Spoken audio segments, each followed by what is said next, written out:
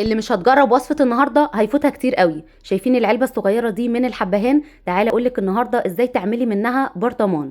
اول حاجة حطيت الطاسة على النار تسخن، وبعد كده حطيت فيها الحبهان. الكمية دي كمية صغيرة، ولكن هنعمل منها كمية تقعد معانا فترة طويلة. بعد كده بخلي النار بتاعتي متوسطة وبحمص الحبهان. عاوزاه يتحمص، بس خلي بالكم ان هو ما يتحرقش. لما بيتحمص معانا الحباية بتاعت الحبهان بتنتفخ شوية كده، وبتلاقوا ريحته طلعت.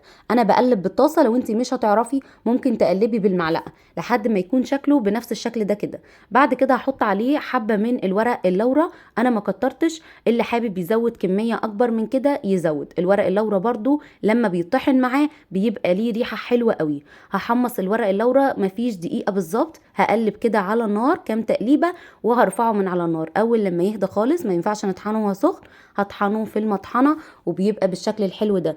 هضيف بقى عليه ملح، وبضيف ملح هنا علشان يبقى مادة حافظة للحبهان بتاعنا ويقعد معانا فترة طويلة.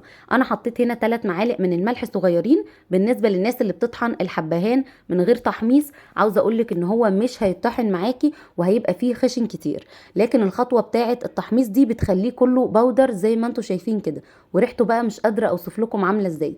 الحبهان مع الورق اللورا، وبنحط عليه الملح بتاعنا مش كتير، انا ما بزودش الملح.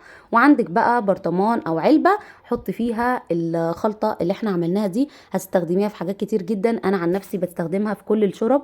يعني لو هتسلقي لحمه او فراخ او ايا كان اللي هتسلقيه، تحطي عليها ربع معلقه صغيره بس. وكمان على اللحمه المفرومه، واي حاجه انت بتستخدميها على النار، بتعملي كباب حله، بتعملي اي حاجه يعني فيها لحمه او فراخ، تقدري تستخدمي ربع معلقه صغيره، بتخلي ريحه الاكله بتاعتك بجد تحفه. لو عجبكم فيديو النهارده ما تنسوش بقى لايك وشير.